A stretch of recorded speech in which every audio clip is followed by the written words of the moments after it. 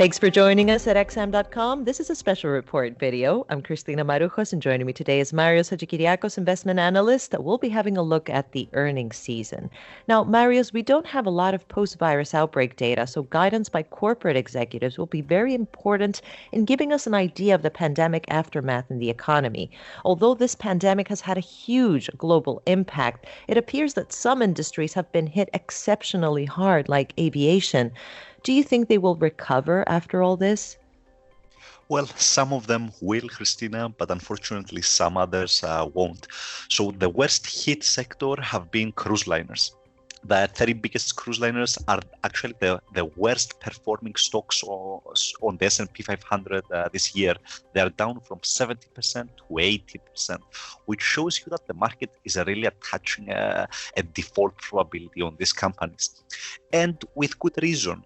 So their revenues have evaporated. Nobody really knows when cruises will resume or how much demand there will be for cruises once they do. And the worst of all for me is that the government's rescue package will not protect cruise liners. Now, the airline industry is a similar story, slightly better, but similar.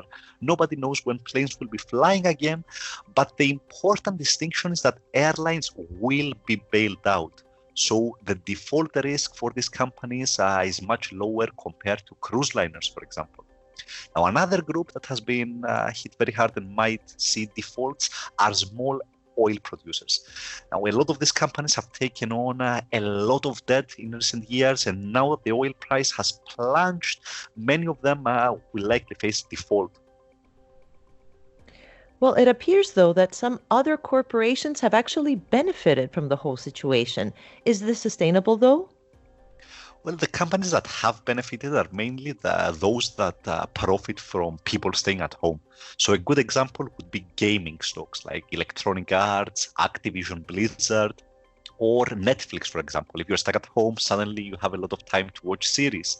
But the real winners for me have been the big retailers, Amazon and Walmart. With people shopping from home, these companies are making a killing right now. Now, the catch with all of this is that all these companies are doing great while the crisis lasts.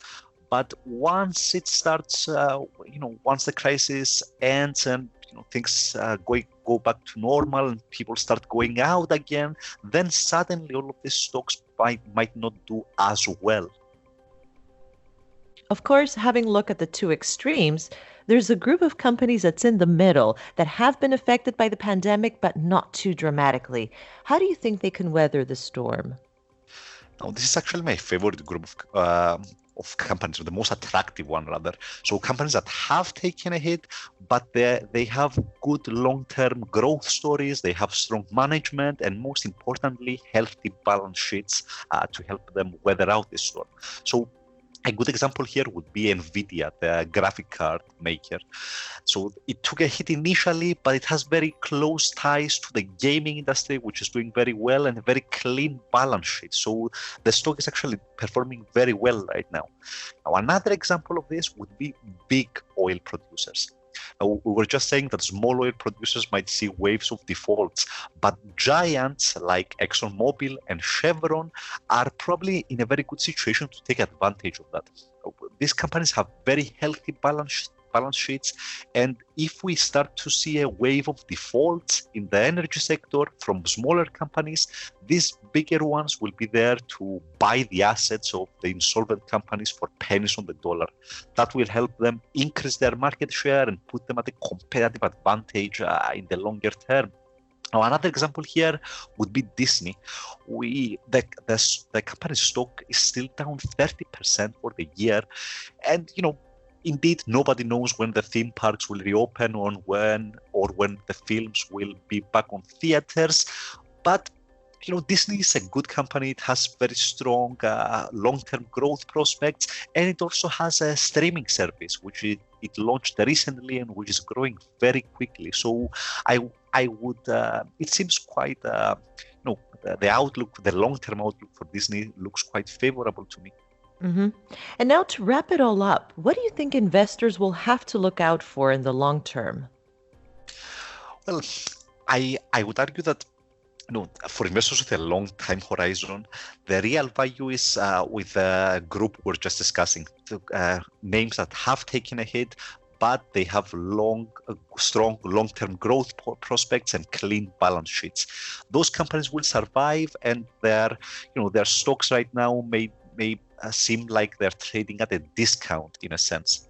Now, for investors even with a bigger tolerance to risk, the most beaten down names, things like airlines, might also be attractive. So, assuming that these companies do not go out of business, their stocks are trading at such depressed levels right now that eventually we will see a strong rebound. So, in a sense, these companies are a very high risk but high potential reward plays. Now, having said that, we are still in the early days of a recession, so caution is warranted. I see. Marios, thank you so much for joining me today. This was a special report video. Thanks for watching at xm.com.